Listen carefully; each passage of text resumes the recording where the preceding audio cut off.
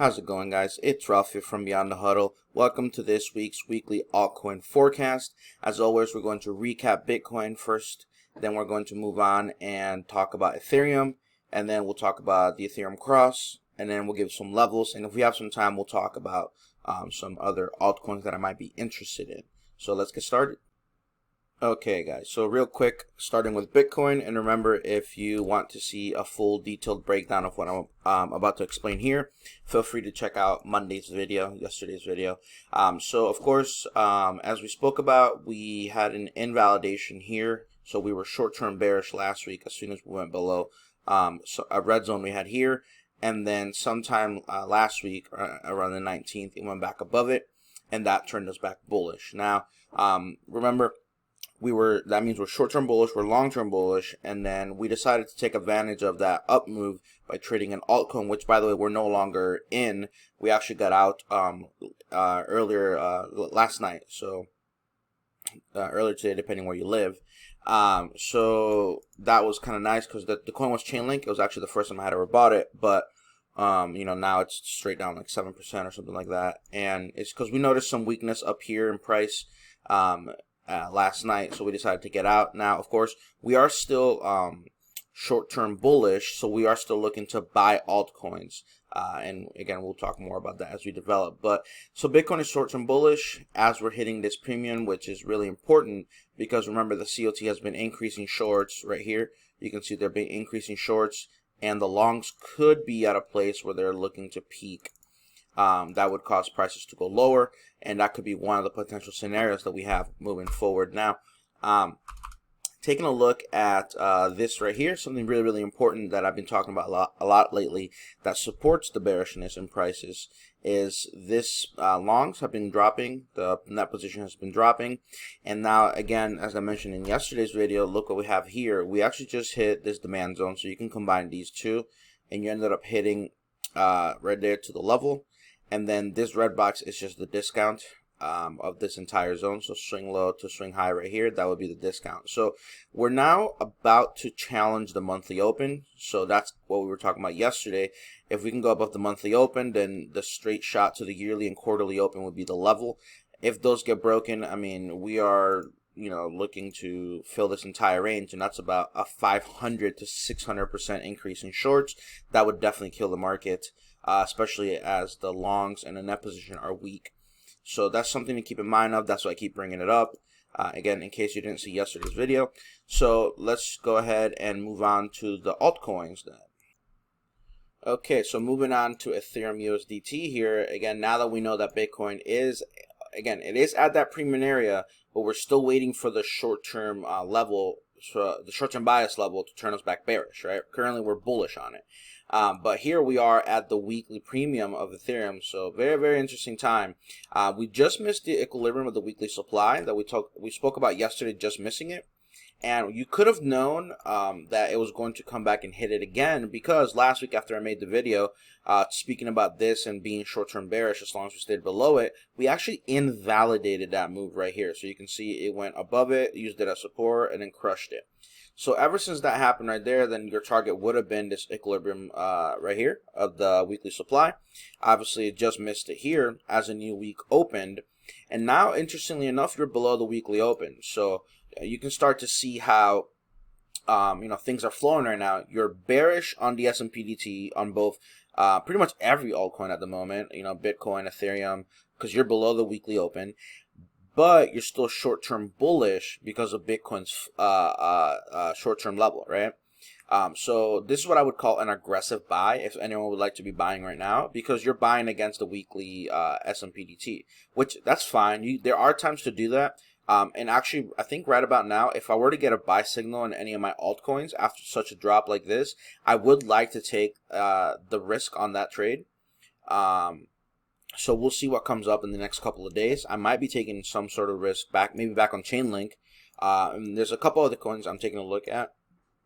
So we'll keep an eye on that. But looking at Ethereum, that's probably not one that I would take the risk on, because you are right at this premium already, right?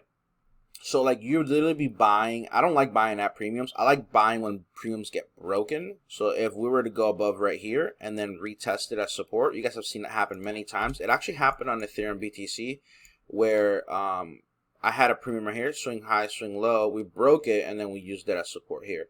So if that were to happen, where this premium gets broken, then yeah, I'll be more than happy to buy. But for now, I think I'm just gonna leave Ethereum alone.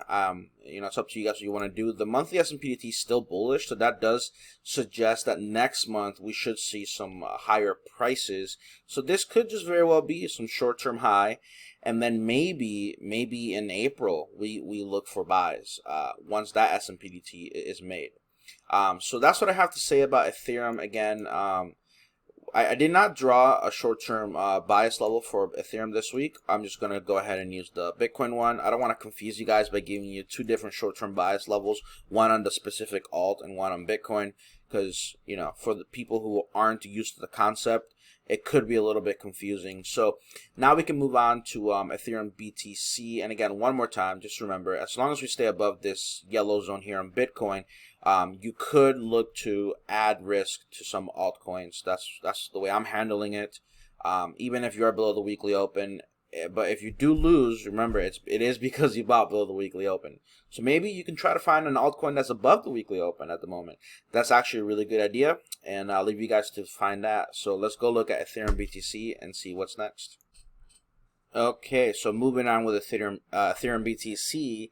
Here on a weekly, we actually spoke about this last week, about the fact that Ethereum BTC could potentially move lower into this quarterly open, and that would be the big zone that we would want to see, you know, sort of like what it would do. And now, I don't know why I don't have my levels on this chart, but we just got done speaking about, you know, premiums getting broken and then using them as support. Well, look at this. That was a premium that we had as resistance, so we'll make that red. And now we were looking for that confluence of the quarterly open and this premium to be used as some sort of support.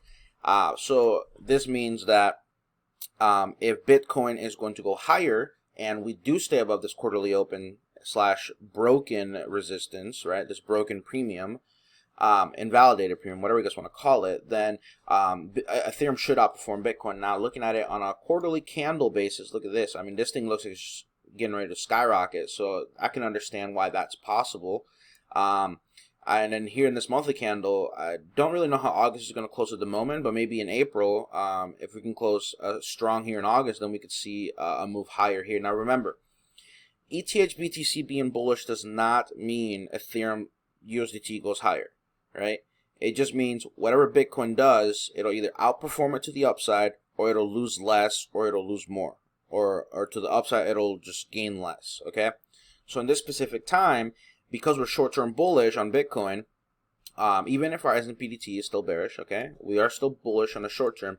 We are expecting then, okay, if Bitcoin's going to crush the premium, let's just say that for some weird reason, the COT lessens the shorts a ton, and then the long stays strong, then yeah, we can expect the premium on Bitcoin to get broken, in which case I would be a buyer of Ethereum, because I would also expect it to break its premium, and I expect it to outperform Bitcoin. Now, if Bitcoin turns short-term bearish, based on our level, and then the shorts stay strong and the COT, and then the longs get reduced, you know, and the shorts keep increasing, then you would expect, and then let's say this quarterly open holds, you would expect Ethereum to lose less than Bitcoin during the drop, whatever it is, 20%, 30% drop. And then obviously if this quarterly open gives way, the next level would be the monthly open, and if that one gives way, then we would expect Ethereum to actually lose way less than Bitcoin and just, you know, straight up underperform it, right? You're just going to lose a lot more. So that's my current thoughts. Again, very, very important level here with the quarterly, and when that gets broken, then this becomes a discount. So swing low, swing high, and that's your discount right there, right to the monthly open. So those are the two zones I'm looking at, depending how it behaves here. And that's the way you guys got to start thinking, okay? It's not about me being right. It's not about me being wrong. It's not about being right or wrong. It's about drawing out levels that make sense, seeing how they react out of those levels, and then making decisions from there. Because if you're focused on being right or wrong, you're not going to be very good in this business, because Even the best hedge fund managers in the world, Paul Tudor Jones, $1 billion hedge fund, one of the best performance ever, he only wins 40% of the time. The thing is, he goes for 5-to-1 risk to reward, right? So if he's risking 2%, he's going to go for 5 times that amount, right? If he's risking 100 million, he's going to go for 5 times that amount, and that allows him to have that extra cushion of being wrong 40% of the time, but yet he can still give phenomenal results. Most people here that you're going to see online, they show you a tiny scalp. You see them make 200% or 100% because of the leverage, but they only went for, a 0.5% move, but what were they risking? You don't know. No. All right. Let me stop ranting. I got to stop here. This is videos about Ethereum, not about my rants. So here you have it, guys. Before I get too caught up in my rants, this is what I'm thinking about Ethereum. Again, not much to talk about. We're kind of just sitting and waiting. We don't really want to pull the trigger. I'd rather pull the trigger on some other altcoin that is not at their premium. So then they have more room to run to the upside, like Link, MKR, someone like that. And as you can see, I am playing a very close eye to UMA, MKR, and Chainlink, just to throw it out there. So I'll be posting maybe on Twitter a little bit about that. But yeah, guys, if you found some value in this, again, I know there wasn't anything too groundbreaking, maybe not anything too crazy in the levels. Yeah, just let me know in the comments below what you guys thought. Subscribe if you'd like, share it with friends or family, and don't forget to look at yesterday's video. That one was a great one, packed with a lot of information. And again, it's all revolving around what the Bitcoin shorts, what the Bitcoin positions are going to do here, what the COT positions are going to keep doing, and then how we revolve around these short-term levels on Bitcoin, okay? So this one right here, and then eventually the long-term levels. So with that being said, guys, have a great day. I'll see you guys next Monday for the Bitcoin video, and make sure to check in on Twitter on the weekend, on Saturdays, for the COT update. So with that being said, guys, have a great rest of your week, and we'll talk soon.